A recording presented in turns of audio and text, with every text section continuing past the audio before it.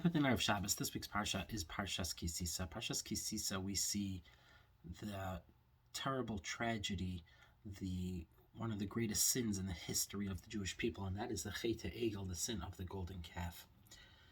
And what happened was Moshe Rabbeinu was coming down from Har Sinai with the luchos in his hands, and the pasuk tells us, "Vayihi kasher karav el hamachana," when he got close to the camp, to where Klal Yisrael was, Vayaras ha'egel, and he saw the golden calf. He saw the calf that Klal Yisrael had built, umecholos, and the dancing. Then Vayichar af Moshe. Moshe got very upset. Vayashlech miyado, and he threw from his hands as the luchos, vayashber osam tachas ahar, and he shattered them underneath the mountain.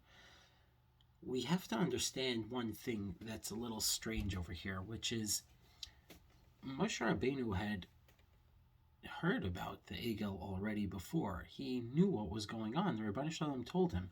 The pasuk that I just mentioned is in pasuk Yud Tes. Moshe Rabbeinu had heard about the Chet Egel from Hashem all the way back in pasuk Zayin and Ches, when Hashem tells him that Klal Yisrael had built an Egel.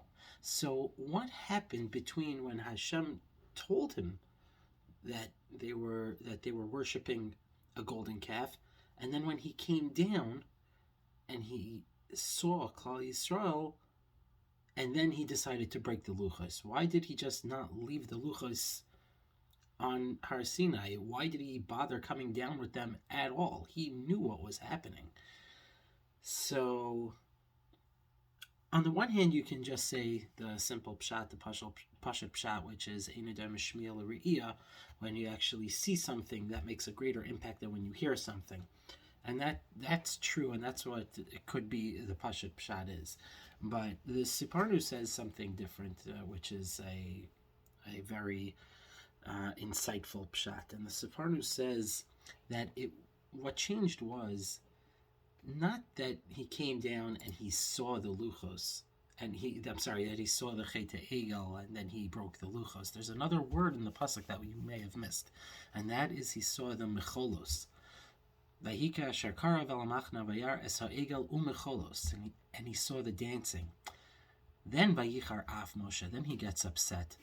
Moshe Rabbeinu figured, okay, they're doing the Chet Egel. Klal Yisrael is doing something wrong. Okay, I can handle that. I can deal with that. I'll talk to them. I'll explain the situation. I'll hear them out. I'll understand. And then I'll convince them and tell them, that they were wrong and do tshuva, or something like that. These are not the words of the Siparnu, but this is what the Siparnu means to say. And what the Siparnu then says is, but once he saw the mecholos, once he saw that Klal Yisrael was dancing at the Chet Egel, Shahayu Semechim, that they were happy. The Sifarnu says, once he thought they were happy, that's a whole different story. To see that they were reveling in the sin, to see that they were excited and dancing with their sin, that's a whole different story. And that is something that Moshe Rabbeinu was not expecting, and that is something that Moshe Rabbeinu could not handle. And he threw the luchos out of his hands as if to say, that's beyond what I could have thought happened. That's what the Siparnu says. On the flip side, we know that by the Teichacha, the pasuk tells us that the reason why we would have to get all the terrible curses would be because tachas asher lo yavadita es Hashem lakecha b'simcha, because we weren't serving Hashem with enough happiness. That's how we have to go about our life. That's how we have to go about our Jewish life. When we're doing things, we have to do them in a happy way. We have to do them in a way that makes us happy and in a way that we feel happy about it. And chas v'shalom, it can never be the opposite, where if we do something wrong, and we will do things wrong, nobody's perfect, everybody does things wrong, no matter who you are.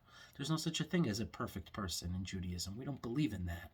So if you go about your life and then you do something wrong, that's okay, but don't be happy about it. Don't revel in the fact that you did something wrong. At least feel sorry about it. I think that's the lesson over here. I think that's the lesson that the Siparno is trying to impart to all of us. So let's all try. Let's all try to be easier said than done. Let's all try to be happy in our avodas Hashem. Let's all try to be smeichim, not in chas v'shalom achete egel, but let's try to be avodas Hashem besimcha. Have a wonderful Shabbos.